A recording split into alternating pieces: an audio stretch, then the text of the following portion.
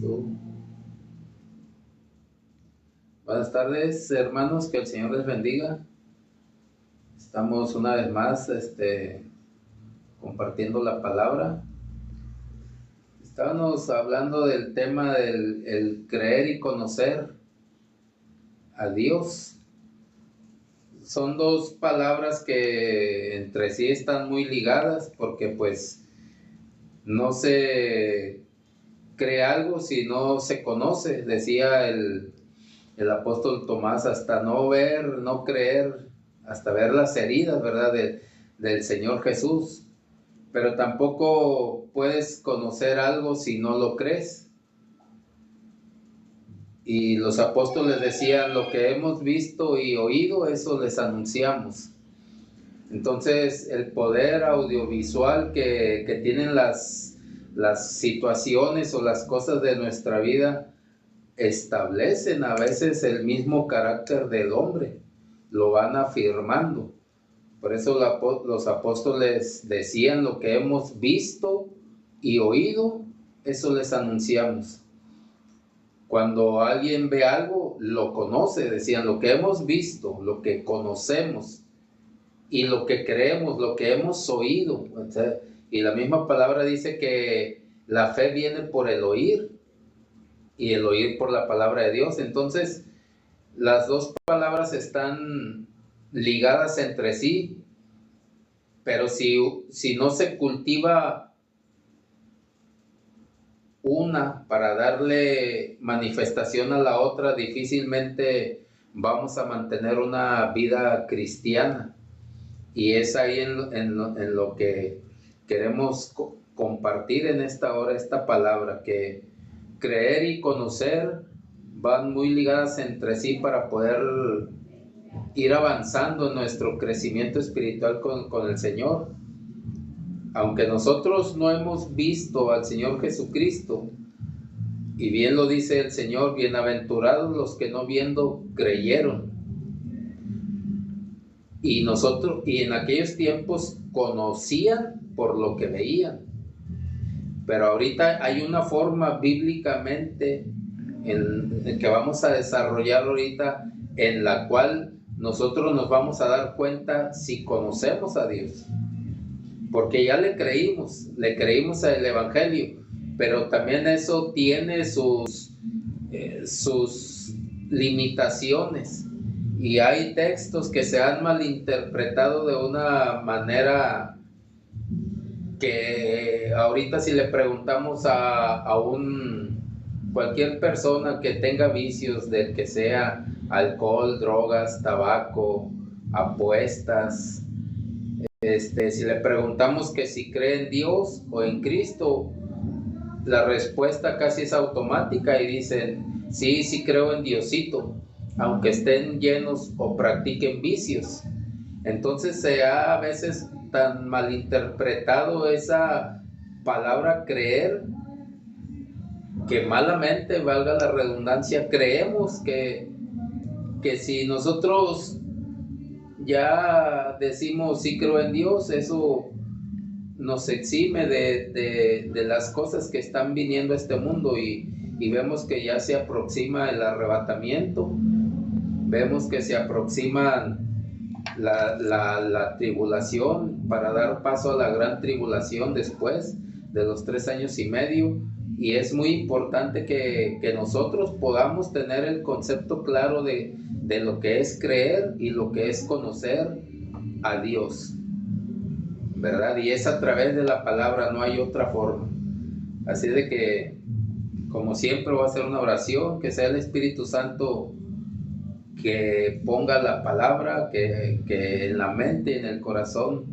Espíritu Santo, te damos gracias en esta hora, porque la palabra es espíritu y es vida, y esa nos va a poder afirmar en estos últimos tiempos que ya vienen acercándose, Señor, para manifestar el rapto, Señor, a la iglesia que se guardó, que se limpió como una novia sin mancha y sin arruga, que tú no permitirás que sea tocada. Mas aún así sabemos que gran parte de la iglesia va a sufrir la persecución, y otros más la gran tribulación, Señor. Es en etapa, Señor, lo sabemos, por eso creemos en el rapto y por eso creemos en limpiarnos y guardarnos para ti. Ayúdanos, Espíritu Santo, en el nombre de Jesús. En el nombre de Jesús. El creer, ¿qué implica? Esta palabra, aquí dice en el Evangelio, son textos, podría decirse que textos básicos, que si nosotros los malinterpretamos y no les damos seguimiento espiritual, igual nos va a alcanzar el mal, nos va a alcanzar. Y ahorita vamos en el desarrollo del tema, vamos a ver lo peligroso que puede ser. Dice en Juan 3:16, el Evangelio de Juan, dice: porque de tal manera amó Dios al mundo, que ha dado a su Hijo unigénito, para que todo aquel que en él cree no se pierda, mas tenga vida eterna. Entonces, cuando a alguien le compartimos el Evangelio o le predicamos el Evangelio, le decimos: mira, cree en el Señor, dice así tu palabra, y está todo eso muy bien. Cree en el Señor Jesucristo y haz la oración. ¿Tú crees? Sí, yo creo. Bueno, con esto eres salvo. ¿Qué implica este texto? Se ha mal usado tanto de que, y a veces la gente en esas campañas de evangelizar, de salir a compartir la palabra, le decimos: cree, o le citamos Romanos 10:9, que si confesares y creyeres en tu corazón, serás salvo. Pero todo tiene una secuencia y hay veces que no se le da la secuencia a esas almas. Y después cuando son gentes conocidas del barrio, de la colonia, vemos que ya después esas mismas personas que aceptaron a Cristo siguen viviendo como si nunca lo hubieran aceptado. Eso mismo a mí me pasó cuando yo tenía 21 años, yo acepté a Cristo. Y lo tengo muy presente. Fue un 6 de febrero, un miércoles 6 de febrero del 91. Entonces yo lo tengo muy presente, pero yo no le di seguimiento en ese entonces. Hice la oración de fe, me arrepentí de mis pecados, pero yo me volví al mundo. Seguí viviendo a mi manera por escasos 2 años más, que a los 23 años, ya cansado de mi modo de vivir, decido y digo: voy a ir a la iglesia, pero ya nadie me evangelizó. Entonces el Espíritu Santo crea una conciencia, pero no todos alcanzan esa misma misericordia. En ese lapso, en el modo de vivir, en la colonia Independencia, como decían en aquellos años, ahí te mataban gratis. Y en 2 años el que Dios guardara a una persona allá, pues era una gran misericordia de Dios, porque las pandillas estaban desbordadas en esos años. Entonces, no es solamente el creer. ¿Qué tal que en ese lapso de 2 años, cuando yo regreso, me hubiera alcanzado la muerte? Yo sí confesé y creí, hay misericordia. Pero si las obras no me alcanzan en ese entonces, hay una condenación. Y lo dice Apocalipsis: porque en la resurrección de los muertos yo hubiera alcanzado la resurrección de los muertos, no la resurrección del cuerpo de Cristo, donde se van a dar galardones. Yo hubiera alcanzado la resurrección de los muertos para juicio en el trono blanco. Y dice que si sus obras no fueran mejores, ¿verdad?, entonces la gente ahí se condena. Entonces el creer implica ir dando pasos espirituales para ir afirmando la vida del creyente. Y este texto está muy, muy mal usado cuando no se le da seguimiento. Y la gente cree que sí, yo creo, sí lo dice el Señor, pero ¿qué es lo que implica el creer? Tiene sus implicaciones el creer en el Señor Jesucristo, y se tiene que manifestar. Se tiene que manifestar que nosotros hemos creído en el Señor Jesucristo, porque tiene que venir un cambio. Dice en Marcos en el capítulo 1 y en el verso 15. En el 14 dice: después que Juan fue encarcelado, Jesús vino a Galilea predicando el evangelio del reino de Dios, diciendo: el tiempo se ha cumplido y el reino de Dios se ha acercado. Arrepiéntanse y crean en el evangelio. Cuando tú crees en el evangelio, tienes que arrepentirte. Ese es el primer paso siguiente del creer. ¿Arrepentirte de qué? De los pecados, de las maldades. Mire, si aún en Cristo, estando en Cristo, los pecados que se ven y que se saben, imagínese fuera de Cristo, cuando no teníamos rienda de nadie. Aparentemente teníamos rienda de nuestros padres, pero cuando salíamos a la calle, salíamos como caballos desbocados. Se decía antes esa frase: sales como caballo desbocado, a darle rienda suelta a los pecados de la carne. Entonces se cree en el Señor Jesucristo y se arrepiente, pero no se queda nada más ahí, en el arrepentimiento. Entonces, ¿qué más sigue del arrepentimiento? Aquí mismo en el Evangelio de Marcos, como le digo, es toda una secuencia para alcanzar a decir que hemos creído. Entonces, el primer paso es arrepentirse. Cuando cree uno en el Señor Jesucristo, se arrepiente. Y en Marcos 9, en el verso 24, dice: e inmediatamente el padre del muchacho clamó y dijo: creo, ayuda mi incredulidad. Estas situaciones del endemoniado, el joven que lo tomaba un demonio mudo y sordo, y dice que a veces lo azotaba en el fuego, a veces en el agua para quererlo matar, y los discípulos no lo pudieron echar fuera.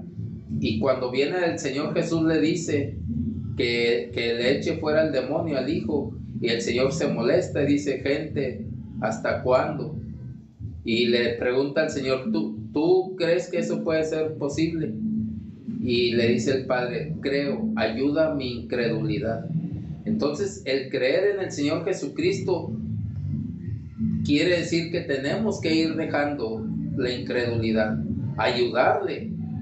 Hay tanta incredulidad. Imagínese el apóstol Tomás, después de que anduvo 3 años con el Señor Jesucristo, o sea, eran ahora sí que de primera mano las clases que estaban recibiendo del Señor Jesucristo, la instrucción directa del maestro de maestros.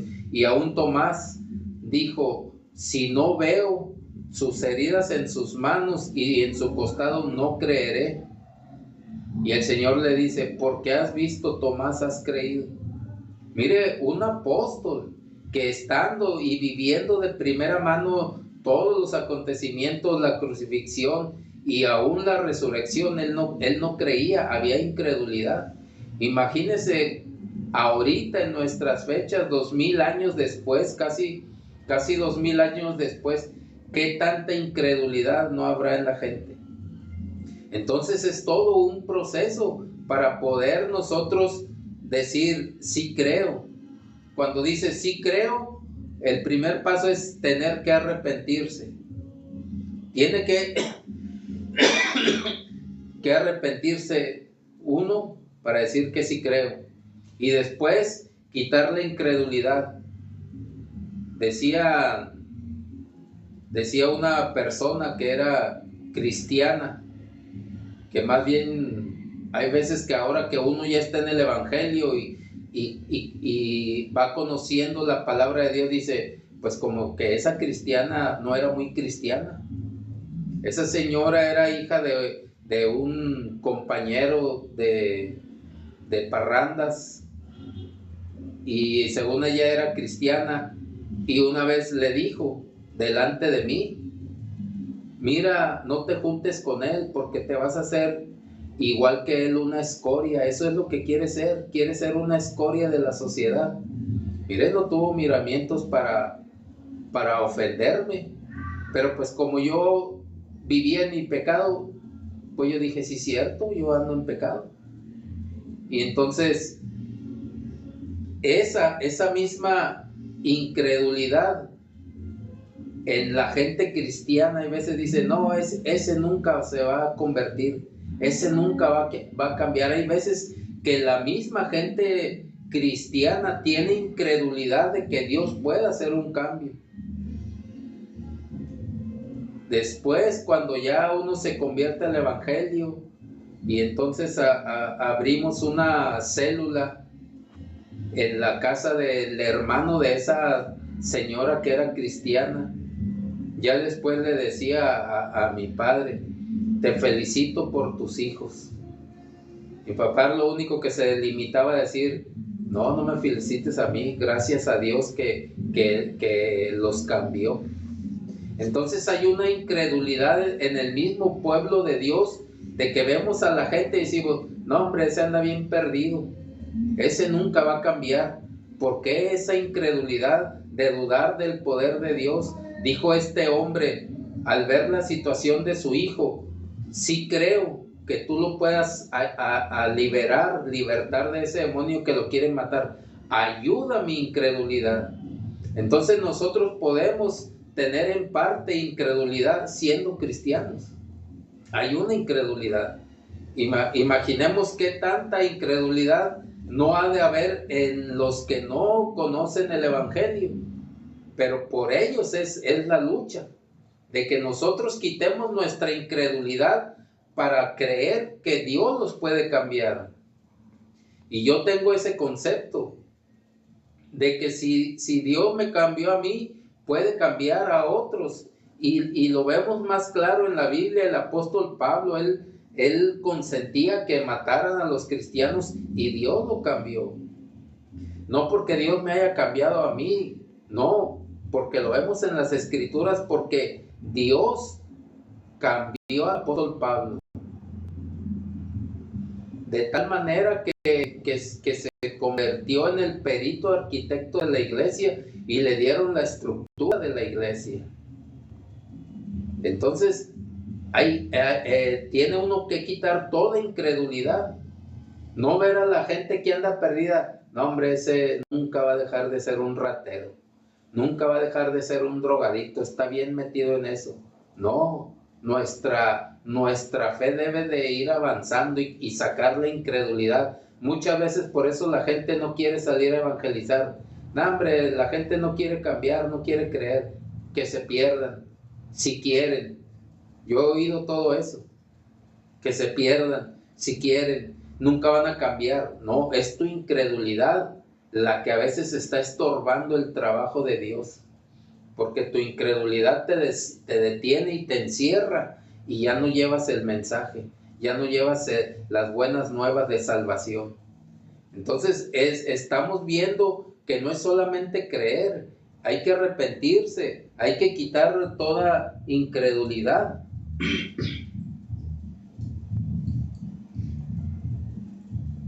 Hay que quitar toda incredulidad y entonces la incredulidad nos impide hacer muchas cosas. Y aquí una de esas cosas son en Marcos, en el capítulo 16 y en el verso 17 dice, y estas señales seguirán a los que creen, a los que ya se arrepintieron, a los que ya han quitado su incredulidad, porque habiendo incredulidad nada de esto va a pasar. Dice, a los que creen, en mi nombre echarán fuera demonios, hablarán nuevas lenguas. Mira, a los mismos apóstoles les tenían incredulidad, por eso no pudieron echar el demonio fuera del muchacho. Dice, en mi nombre echarán fuera demonios, hablarán nuevas lenguas, aunque ahorita se diga que las lenguas ya cesaron, que la profecía, ese es un engaño del diablo para mutilar la labor, el trabajo del Espíritu Santo. Dice, tomarán en las manos serpientes y si bebieren cosa mortífera no les hará daño.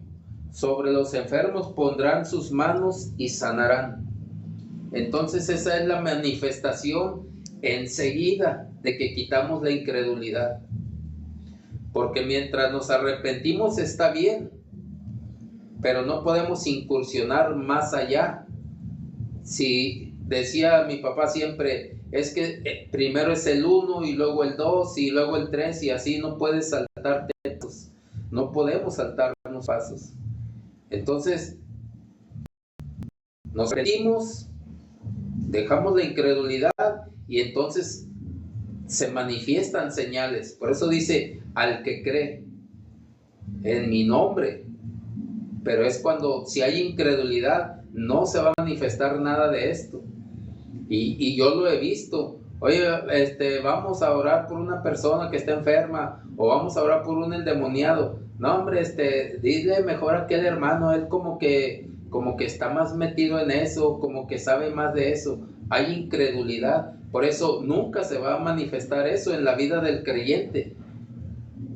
¿Por qué? Por la incredulidad. Cuando se quite eso, entonces se van a empezar a manifestar las señales. Pero vamos viendo todavía más requisitos. Hay veces que decimos, y no podría haber menos requisitos. Quisiéramos que todo fuera en automático, pero no es en automático. El hombre, no pagamos nada por la salvación, pero sí tenemos que pagar un precio para conseguir el crecimiento espiritual.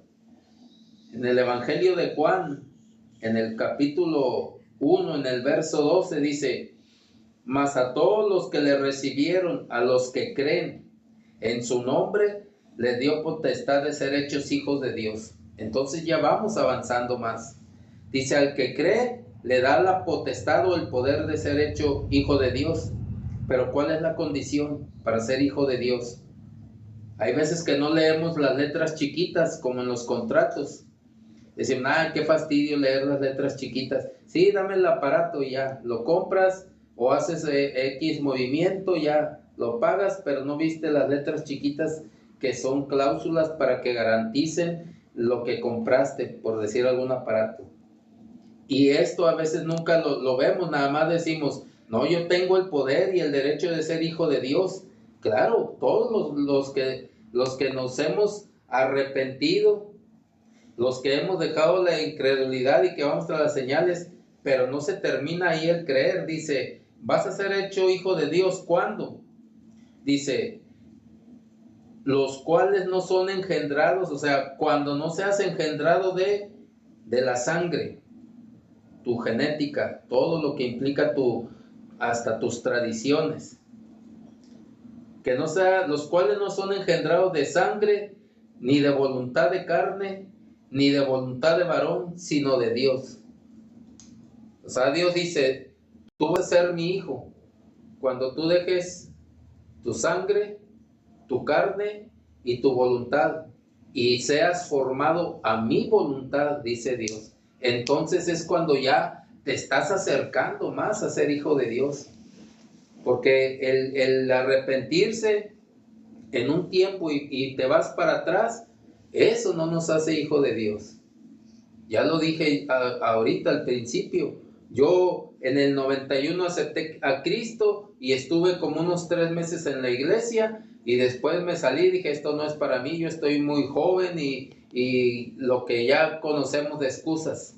Hasta el 93, que ya cansado de lo que vivía, ya dije, me regreso. Eso no me hace hijo de Dios. Es todo un proceso. Y el Señor dijo, a los que creen y le recibieron, les dio el poder. Pero ¿cuál es la condición para ser hijo de Dios? Al que no es engendrado de la sangre, ni de la carne, ni de la voluntad de hombre, sino de la voluntad de Dios.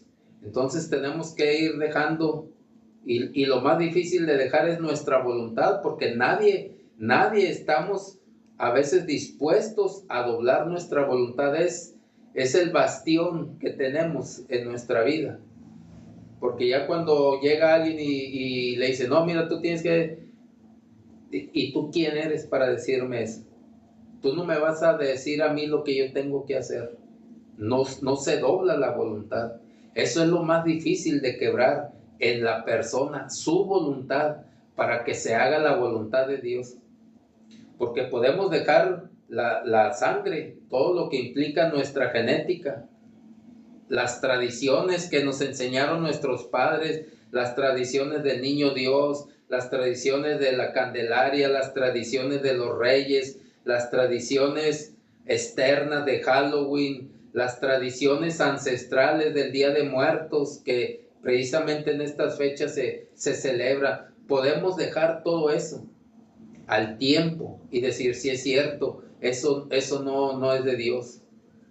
Podemos dejar la carne, nuestros pecados, decir, si es cierto, eso me estaba dañando todo mi cuerpo, la drogadicción, el alcoholismo, el tabaquismo, el pandillerismo, y si no me dañaban, yo los dañaba. Pero lo más difícil de doblar es la voluntad. Cuando decimos, ¿y tú quién eres para decirme lo que yo tenga que hacer? Pero cuando dejamos eso, nuestra voluntad, para que entre la voluntad de Dios a empezar a formarnos, entonces tenemos todo el derecho de decir, ya me estoy convirtiendo o haciendo por la voluntad de Dios su hijo. Esa es la gran diferencia. Entonces es un proceso el creer para ir avanzando, para ir caminando espiritualmente. Todo en la vida tiene su proceso y en otras situaciones su evolución. Pero en nosotros es un proceso, no es una mera evolución como evoluciona la sociedad, como ha evolucionado la naturaleza. No es ese tipo, es un proceso espiritual que Dios mismo quiere hacer en nosotros. Pero nosotros tenemos que ceder y lo más difícil de ceder es la voluntad.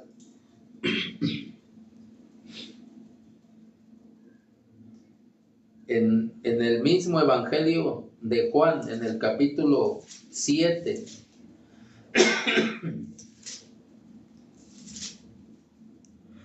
en el verso 38 dice,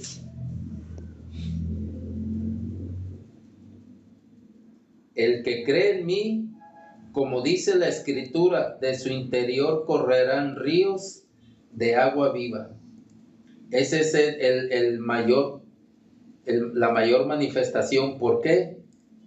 Dice, esto dijo del Espíritu que habían de recibir los que creyesen en él, pues aún no había venido el Espíritu Santo porque Jesús no había sido aún glorificado. Esa es la mayor manifestación de creer en el Señor, que viene el Espíritu Santo. Y como dice el apóstol Pablo, somos templos y el Espíritu Santo quiere habitar. Pero entonces para habitar ya no debe de haber genética, ya no debe de haber carne, ya no debe de haber voluntad, para que se establezca el Espíritu Santo. Y entonces dice, y de su interior correrán ríos de agua viva. Empezará el Espíritu Santo a recorrer todo el cuerpo y a limpiar y a sacar lo último que quede. Y lo dice el mismo evangelista Juan, eso dijo del Espíritu, porque todavía no había venido sobre los que habrían de creer en él, porque todavía no había sido glorificado el Señor.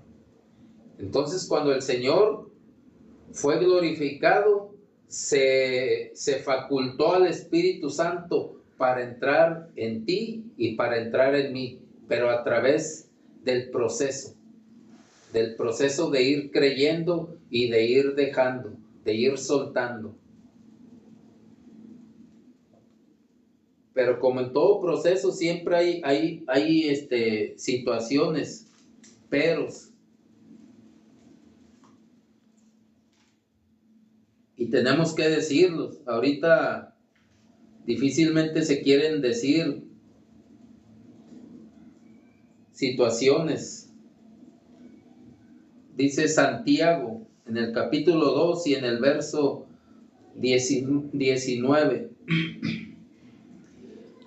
¿Tú crees que Dios es uno? Bien haces, dice Santiago. Dice, los demonios creen y tiemblan. Dice, ¿tú crees que Dios es uno? Bien haces. Los demonios también creen y tiemblan. Fíjese de lo que está hablando Santiago. Hermanos míos, en el verso 14, ¿de qué aprovecha si alguno dice que tiene fe y no tiene obras? ¿Podrá la fe salvarle? Y si un hermano o una hermana están desnudos y tienen necesidad del mantenimiento de cada día, y alguno de ustedes le dice, ve en paz, caliéntate y sáciate, pero no les das las cosas que son necesarias para el cuerpo, ¿de qué aprovecha? Así también la fe, si no tiene obras, es muerta en sí misma. Pero alguno dirá, tú tienes fe y yo tengo obras. Muéstrame tu fe sin tus obras y yo te mostraré mi fe por mis obras. Y es cuando dice, ¿tú crees que Dios es uno? Bien haces. También los demonios creen y tiemblan. Entonces tú puedes creer lo que decíamos de Juan y arrepentirte. Pero si no le das seguimiento, los demonios también creen en el Señor Jesucristo y tiemblan. Cosa que no nos pasa a nosotros. Cosa que no nos pasa a nosotros. Nosotros decimos, Padre, yo creo en ti. Y dice el apóstol Santiago, y ves a un hermano en necesidad, desnudo, con frío, y le dices, Dios te bendiga, Dios te va a proveer, lo declaro por fe y serán suplidas tus necesidades, pero tú tienes para darle y no le das y lo mandas con tu pura fe. Dice Santiago, el demonio es mejor que tú, o el demonio es mejor que yo. Cuando yo hago eso, ¿por qué? Porque el creer en Dios tiene que ir acompañado de cosas como las que acabamos de leer y estas las que dice el apóstol Santiago. ¿Crees que Dios es uno? Haces bien. Los demonios también creen y tiemblan, mire, y tiemblan. Los demonios tiemblan cuando aún pronuncian el nombre del Señor Jesucristo, pero el cristiano no. Y con toda la facilidad le dice, vete en paz, hermano, el Señor te proveerá.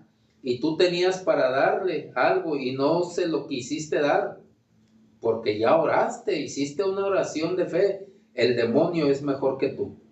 El demonio es mejor que yo. Así de sencillo. No tenemos que darle muchas vueltas. Y eso a veces nos parece gravoso. Es que ¿por qué dice eso en la iglesia? Es que ¿por qué dice eso de los hermanos? Porque lo dice el apóstol Santiago.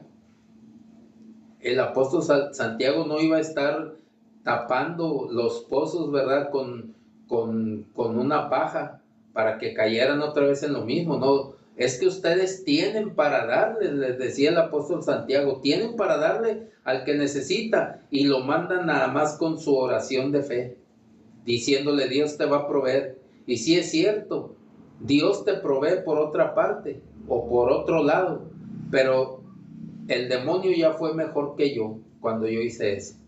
El demonio ya fue mejor que tú cuando hiciste eso. Entonces, el creer implica muchas cosas e ir dejando conceptos. Voy a hacer una oración poderosa de fe para que Dios te ayude y te supla y tú tienes para dar. De nada te sirvió. Pero lo delicado es que a veces decimos, es que no es por obras para que nadie se gloríe, dice el apóstol Pablo y se escuela. No es una obra para alcanzar salvación, es lo que dice el apóstol Pablo. Para alcanzar la salvación no tenemos que hacer ninguna obra, es por creer. Pero el de estar ya activo, según nosotros, en el cuerpo de Cristo, cuando hacemos esas cosas, ahorita voy a hacer una oración poderosa para que Dios, y tú tienes para darle y no le das, el demonio es mejor. El demonio fue un mejor demonio que una mejor persona. Y entonces todo implica sus pasos a seguir para ir creciendo. espiritualmente, como lo es creer.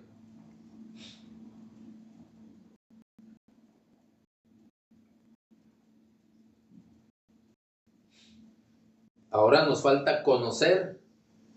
Ya vimos algunos, y seguramente no anoté más por cuestión del tiempo. Hay veces que la hora se va rápido y ya me hacen señas, te quedan 10, te quedan 5, para acortar el mensaje, porque no se puede alargar tampoco mucho el mensaje. Tratamos de concretarlo en el mejor tiempo posible, para que no se haga muy largo todavía. Pero ¿qué es conocer? ¿Qué es conocer al Señor?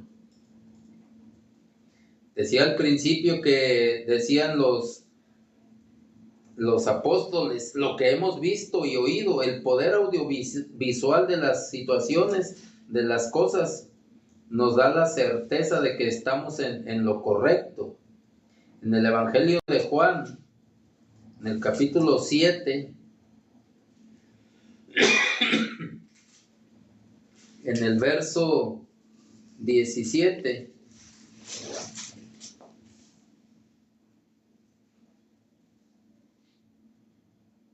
dice, voy a leer desde el 16, dice, Jesús le respondió y dijo, mi doctrina no es mía, sino de aquel que me envió. ¿De quién? Del Padre. El que quiera hacer la voluntad de Dios, conocerá si la doctrina es de Dios o si yo hablo por mi propia cuenta. Tenía unos pleitazos el Señor Jesús con los fariseos, pero decían los fariseos, ¿cómo sabe letras sin haber estudiado? El mayor problema de los fariseos es que el Señor Jesús no había estado en la escuela rabínica para poder él manifestarse como maestro y enseñar. Por eso decían, ¿y quién es? Si ni siquiera ha estudiado en la escuela rabínica. Y la escuela rabínica era los fariseos, que era la mayoría, y los saduceos. Había dos líneas de escuelas rabínicas en ese entonces, los fariseos y los saduceos. Pero los mayores oponentes del Señor Jesús eran los fariseos y decían, ¿y quién es si ni siquiera ha estudiado? Y el Señor dice,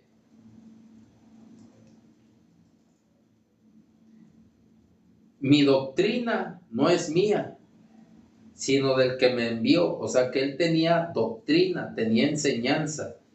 Y dice, el que quiera hacer la voluntad de Dios, incluyendo a los fariseos y saduceos, conocerá si la doctrina es de Dios o si yo hablo por mi propia cuenta. Entonces, cuando el hombre dice conocer a Dios, primeramente tiene que conocer la doctrina de Dios. Tiene que conocer la doctrina del Hijo y tiene que conocer la doctrina del Espíritu Santo. Ahora se nos ha aumentado un poquito más porque no estaba la doctrina del Espíritu Santo en los tiempos del Señor Jesús, como leímos hace rato, porque el Señor todavía no había sido glorificado, por eso el Espíritu Santo no había venido a la tierra, ni tampoco se había establecido la doctrina del Hijo. El que oye mis palabras, decía el Señor Jesucristo, un nuevo mandamiento les doy.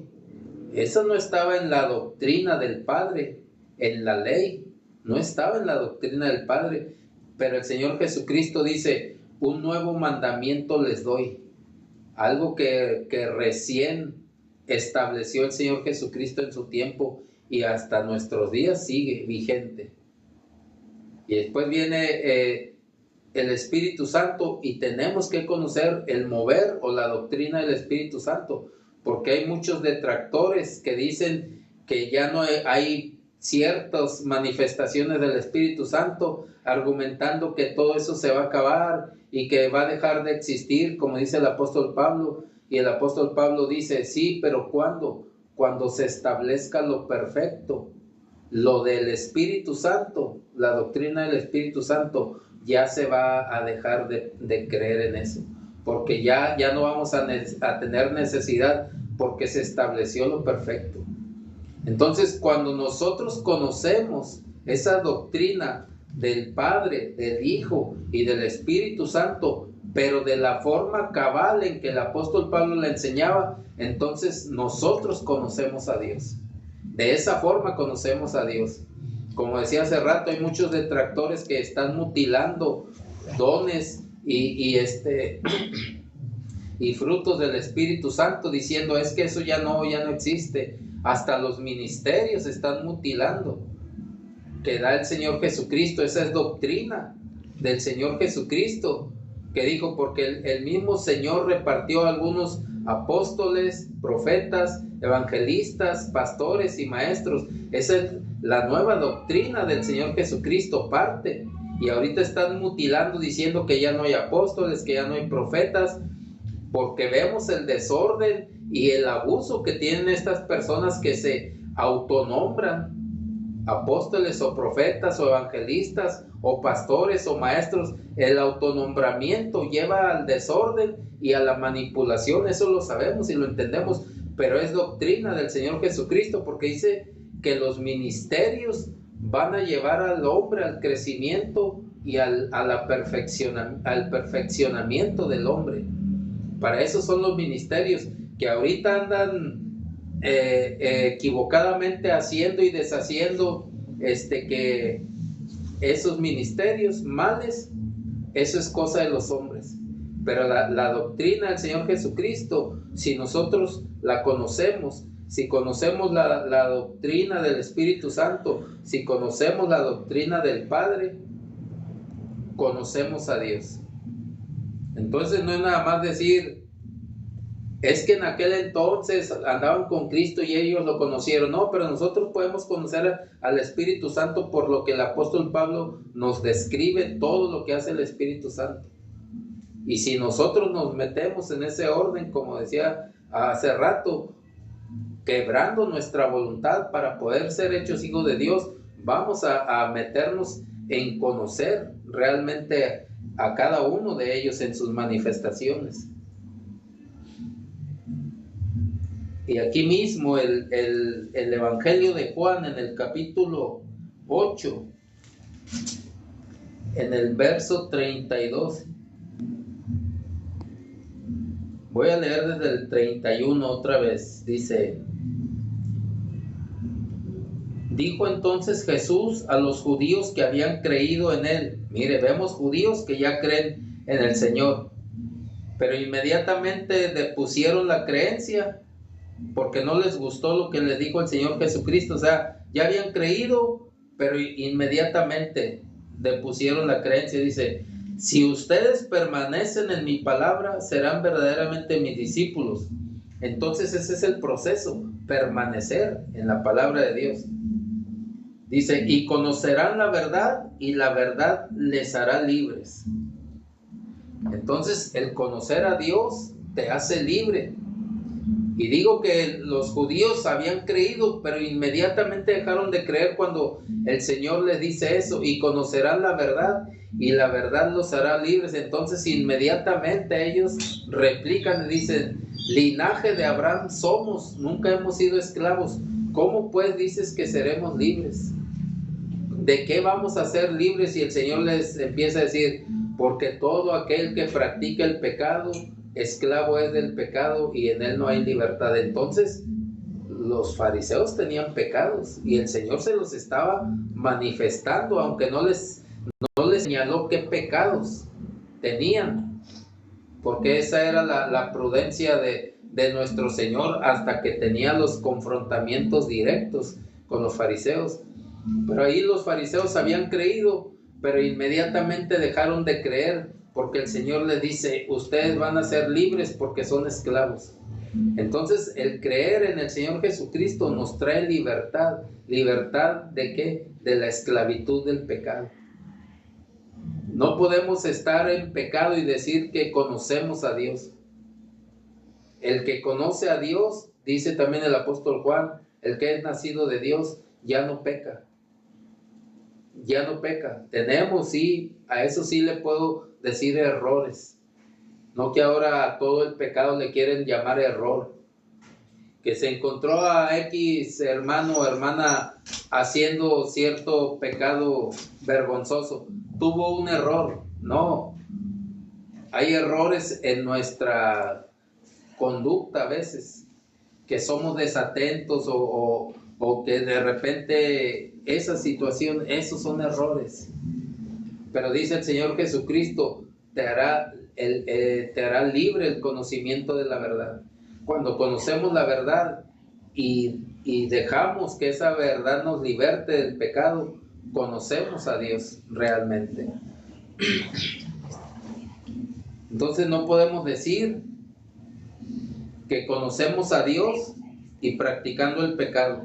Es más, ni siquiera podemos decir que nos hemos arrepentido y practicando otra vez los mismos pecados.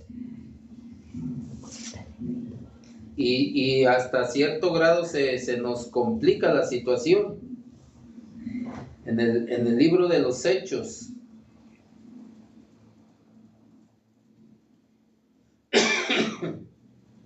en el capítulo 19,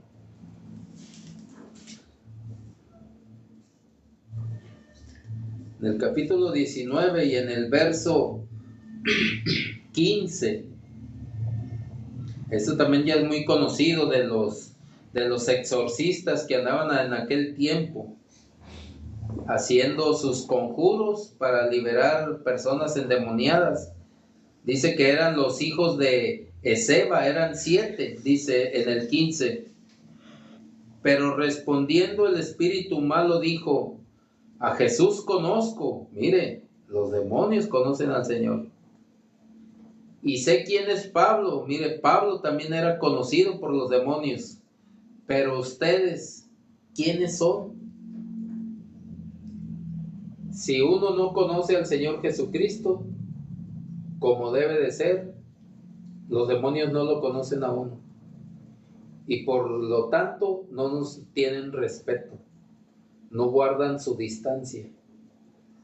Dice que estos exorcistas andaban haciendo esas prácticas y seguramente cobraban, como cobra hoy la Iglesia Católica por todas sus ceremonias, por los exorcismos. Eso viene desde aquellos tiempos. Los exorcistas cobraban por liberar demonios. El apóstol Pablo no cobraba. Antes, al contrario, le quitaba la credibilidad a la gente que se daba por medio de los demonios cuando la muchacha andaba por espíritu de adivinación diciendo, estos son siervos del Dios Altísimo, estos son siervos del Dios Altísimo, y la gente volteaba a verlos, lo conocían los demonios, quién era Pablo y Silas, estos son siervos. Y Pablo dice que cuando ya se cansó de ese demonio, dice que reprendió a la muchacha y le dijo al espíritu que la dejara y no volvió más. Y los dueños de esa muchacha, era una esclava, dice que se enojaron porque les quitó sus ganancias, andando el espíritu de adivinación haciendo su trabajo.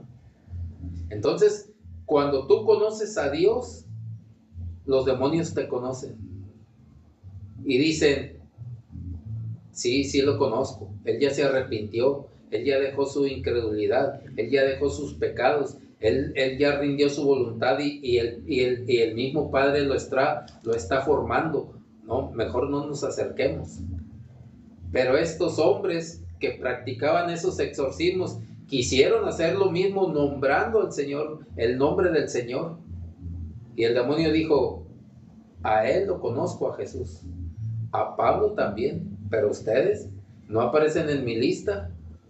Así es de que dice la Escritura que le dio una revolcada y los mandó desnudos. Una vergüenza pública. Y eso es lo que puede pasar. Por eso mucha gente, sabiendo cómo anda, le dicen, vamos a orar por una persona que está endemoniada. No, a mí como que no se me da eso, mejor dile a aquel hermano. Él como que está más metido en eso, en esa línea. Él como que sabe, conoce más de eso. ¿Por qué? Porque el hombre sabe cuando puede enfrentarse o no a situaciones. Así es de que cuando conocemos a Dios, los demonios nos conocen y tratan de no acercarse a nuestra vida a menos que nosotros abramos una puerta. Dice que cuando el demonio, el espíritu inmundo se va, anda allá afuera rodeando lugares secos y al no hallar descanso, miren, los demonios también buscan descanso en cuerpos que les den comodidad. Dice, volveré a mi casa. Fíjese lo que dice el demonio, ya vea al cristiano o al que creyó a medias y le hicieron una liberación de demonios. Dice, volveré a mi casa porque ya ando acá cansado en los lugares secos y desiertos. Y yo necesito la comodidad de mi casa. Y dice, y la encuentra limpia y vacía. Dice, el postrer estado o el último estado del que había sido liberado de demonios, dice, viene a ser peor que el primero. Entonces los demonios conocen, los demonios saben. No es nada más de nombrar el nombre del Señor Jesús, o inclusive decir, en el nombre de mi apóstol fulano de tal, Joshua, el que dijo que venía el rapto y no vino, van a decir, pues ese mentiroso igual. Dijo que el rapto era el 23 de septiembre, y luego dijo que no, que el 7 o el 8 de octubre, y no ha habido nada. Mire, son engaños que la gente está creyendo porque creen que son personas que conocen a Dios, que conocen la escritura, que conocen la doctrina. Pero hay veces estamos muy lejos, deberíamos de tener más cuidado a quién le creemos, porque eso nos hará tropezar, inclusive hasta caer, y muchos por eso han caído, porque han puesto su credibilidad en hombres. En vez de buscar en la escritura y conocer y procurar tener más del Espíritu Santo, creemos lo que la gente nos dice.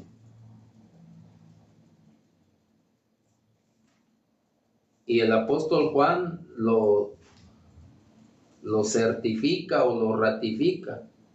En Primera de Juan, en el capítulo 4, este texto también muy conocido y muy mal usado, desgraciadamente en la actualidad. Dice en el capítulo 4 de la primera carta de Juan, en el verso 7, amados, amémonos unos a otros porque el amor es de Dios. Todo aquel que ama es nacido de Dios y conoce a Dios. El que ama es nacido de Dios y conoce a Dios. Pero esa palabra, amar, ¿qué implica amar? ¿Implica ser permisivo? Decían los, todavía en mi generación cuando estaba chico, ¿implica ser alcahuete? ¿Implica ser pasivo?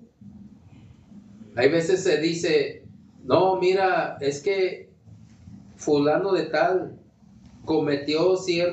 tuvo un error, pero nosotros no debemos de juzgarlo, nosotros debemos de amarlo, debemos de restaurarlo. No somos Dios para juzgarlos. ¿Quiénes somos nosotros para juzgarlo? Está muy mal usado y equivocadamente empleado este versículo. Sí, nosotros debemos de amar, debemos de restaurar, dice el apóstol Pablo, ustedes que son espirituales, restáurenle con mansedumbre. Entonces la restauración no es ser permisivos, no es ser alcahuetes, no es ser tapaderas, no es ser nada de eso. Porque se ha malinterpretado y mal usado tanto este versículo que ahorita ya nadie puede decir nada. Haga lo que haga, no levantes tu mano contra el ungido de Jehová. Y el ungido despojó a toda la iglesia de su dinero. No levantes la mano del manto que te cubre, y el manto todo podrido y agujerado por el pecado. No levantes tu voz contra el siervo, Todos somos siervos. El apóstol Pablo decía, yo siervo del Señor Jesucristo. Él nunca ostentó su ministerio, pero ahorita con todo ese mover, el manto, la cobertura, pensamiento de reino, ¿qué más? Imparticiones, inclusive hay uno que dice, el Señor me dijo que abriera un portal no sé dónde. Es muy conocido, está muy maleado, está muy mal donado ese apóstol, está muy maleado. Entonces ese apóstol dijo, voy a abrir portales. Mire qué atrevimiento, ni el apóstol Pablo, y la gente desgraciadamente cree en esos hombres cuando les hablan así. Pero no se les puede reprender. Pero ¿qué dice el apóstol Pablo? ¿Podremos hacer eso con alguna persona? Si no somos autoridad en la iglesia, no lo podemos hacer. Hasta cierto grado hay verdad en eso. Le podemos notificar a una autoridad, y si la autoridad está de parte de esa otra autoridad caída, yo no soy de las personas que dicen, rebélate, no, la rebeldía es del diablo. Pero sí ten cuidado dónde estás parado. Si tú ves que esas autoridades y estás viviendo una situación de esas y ya le dijiste a otros, si hay un concilio en la iglesia, en todas las iglesias debe haber un concilio, un presbiterio, para que se manejen los asuntos. Pero si aún con tu queja y todo tu malestar, porque ya pasó, ya te hicieron, ya viste, fíjate dónde estás parado. No te rebeles, pero fíjate dónde estás parado. Y mejor es ponerse a orar y que el Señor te cambie de lugar a que sigas en esa situación. Dice el apóstol Pablo, le dice a Tito, es la única epístola a Tito, no como Timoteo que tiene dos. Dice en el verso 16 del capítulo 1, dice, profesan conocer a Dios. ¿Quiénes? Pero con los hechos lo niegan, siendo abominables y rebeldes, reprobados en cuanto a toda buena obra. Pero ¿quiénes profesaban ser a Dios, conocer a Dios?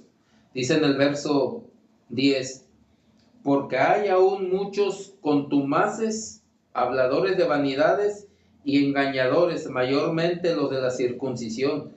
Eran autoridades, lo que el apóstol Pablo vivía, los de la circuncisión, o sea que venían de Jerusalén y casi como que andaban monitoreando dónde está el apóstol Pablo, vamos a ver qué dice, a ver qué hace.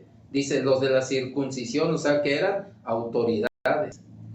Dice, a los cuales es preciso tapar la boca. Mire, tapar la boca, como diciendo, mejor cállese, que trastornan casas, enseñando por ganancias deshonestas lo que no conviene.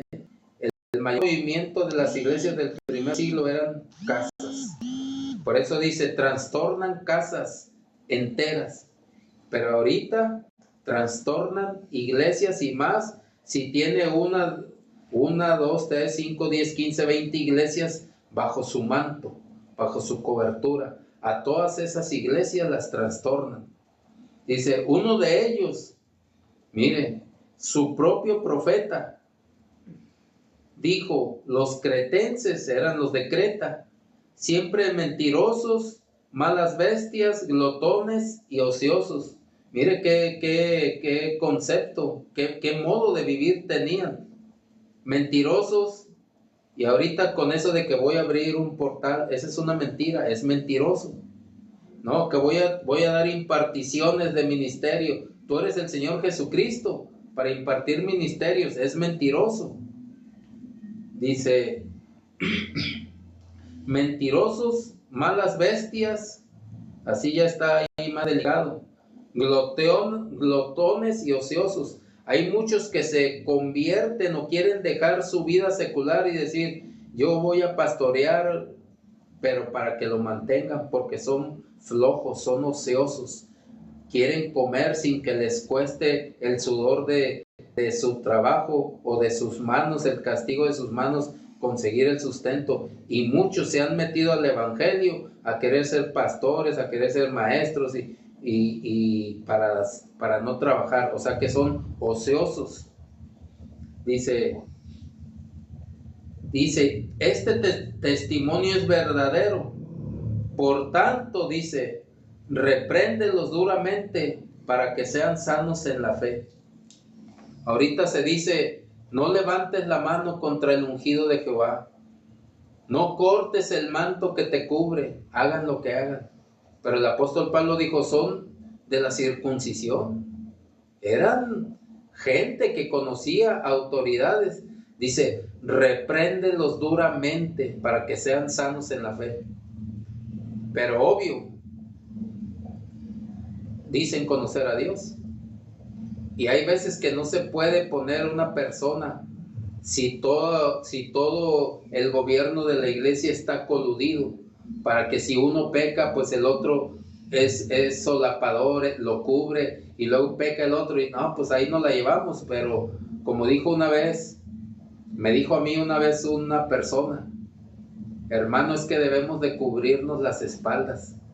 Y yo no le dije nada, pero yo dije, achis, ¿de qué? ¿Qué debes? Yo no debo nada. Yo no tengo que andarme cubriendo ni guardando las espaldas. Pero lo que yo digo, lo he vivido. Me ha pasado. Y me dijo, hermano, es que nosotros, y era una autoridad, es una autoridad todavía, está en función. Me dijo, debemos de cubrirnos las espaldas. Pues, ¿qué haces? Si tú no haces nada que ofenda al pueblo de Dios, no tienes nada de qué andarte cubriendo. Ataques, obvio, van a venir, pero tu testimonio, por eso dice en Tito, y hay testimonio de que es verdad lo que dice el profeta de ellos mismos. Su profeta, no porque él lo diga, sino porque había testimonio de personas que se reunían en las casas donde iban esos falsos. Entonces, si no tenemos nada malo que hemos hecho, ¿de qué nos vamos a cubrir? ¿De qué nos vamos a cuidar? Antes, al contrario, reprender lo que está mal. Pero es que es el de la alabanza. Y ya le dije al pastor y pues no lo baja, no lo quita, no lo pone en disciplina. Es que si no se descompleta el grupo de alabanza y ya no se va a oír bonito. Solapador, alcahuete. Y eso es algo mínimo. Cuando ya los pecados van creciendo en la iglesia. Fijémonos, si conocemos a Dios, debemos de tener un comportamiento correcto delante de Dios, y por lo mismo se va a manifestar delante de los hombres, y los hombres van a testificar que nosotros somos hijos de Dios. De lo contrario, siempre vamos a decir, como me dijo esa persona, cuidémonos las espaldas, hermanos, debemos de cuidarnos las espaldas. ¿De qué nos habríamos de cuidar? Ni del diablo. ¿Qué dijo el demonio ese a los exorcistas? Al Señor Jesús conozco y a Pablo conozco, pero ¿ustedes quiénes son? Cuando el enemigo, los demonios, los espíritus dicen que andamos bien, ni de ellos tenemos que cuidarnos. No tenemos ni que cuidarnos de ellos. Entonces se ha malinterpretado a veces la escritura. ¿Pero por qué? Porque tenemos el conocimiento incorrecto. No conocemos a Dios de la forma correcta. Y si alguna vez lo conocimos, como dicen Romanos, pues habiendo conocido a Dios, no le glorificaron como a Dios, sino que se encendieron en sus carnalidades y le dieron adoración a las imágenes, antes a las criaturas, antes que al Creador. Dice, Dios mismo los entregó una mente reprobada. Mire, yo creo que eso es lo más delicado que pueda tener una persona que ya conoció a Dios, dice Pablo a los Romanos, porque habiendo conocido a Dios, no le glorificaron como a Dios, sino que prefirieron adorar a las criaturas antes que al Creador. y no conforme con eso, se encendieron en sus carnalidades y cometieron atrocidades. Yo creo que eso es lo más delicado, cuando una persona conoce a Dios y no quiere dejar su pecado diciendo, Dios me perdona, fue un error que cometí, pero esa persona ya lleva como 20 errores y del mismo tipo. Eso no son errores. Así es de que el creer y conocer a Cristo tiene sus implicaciones y tiene todo un crecimiento espiritual. Yo no diría un proceso, una evolución, ¿verdad? Es un crecimiento espiritual. Por eso dice el apóstol Pablo que nosotros en el cuerpo, unido por las coyunturas, vamos creciendo. No es una evolución, ¿verdad? Es un crecimiento en el cuerpo de Cristo. Entonces, el mensaje de esta tarde, noche ya, es de que no basta solamente creer y creer conocer a Dios. Debemos de creer con sus manifestaciones y conocerlo en nuestras manifestaciones. En nuestras manifestaciones de que decimos conocer a Dios, se va a ver si realmente lo conocemos y le hemos creído. Así de que, hermanos, todavía tenemos trabajo por hacer. El Señor no ha venido. Y como ya lo he dicho en varias predicaciones, compartiendo la palabra, yo pienso, según la Escritura y por lo que nos arroja, que del 28 al 32 es cuando puede ser el rapto de la iglesia. Y los que no crean en la iglesia, ahí también está el creer. El que no cree en el rapto de la iglesia se va a quedar en la tribulación y van a renegar de Dios porque ya no van a poder vender ni comprar si no tienen la marca. Aunque Dios va a tener misericordia en la tribulación, en los 3 primeros años y medio, y en la gran tribulación, los otros 3 años y medio, no va a haber salvación más que por decapitación, dice el Apocalipsis. Entonces estamos muy a tiempo de ir afirmando y creciendo en la creencia de nuestro Señor Jesucristo y en conocerlo. ¿Para qué? Para que podamos alcanzar el estatus de hijos de Dios. No hay otra forma de poderlo alcanzar.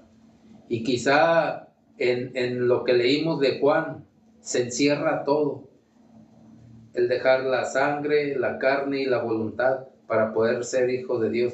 Pero tenemos que arrojar más luz de lo que está pasando con la Escritura.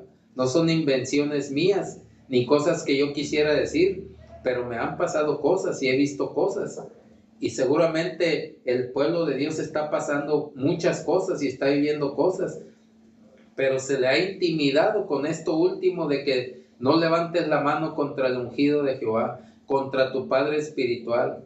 Y el Señor Jesucristo dice, no llamen Padre a nadie en la tierra, sino porque al que está en los cielos, porque un solo Padre tienen. Entonces, ¿de dónde sacan esa paternidad?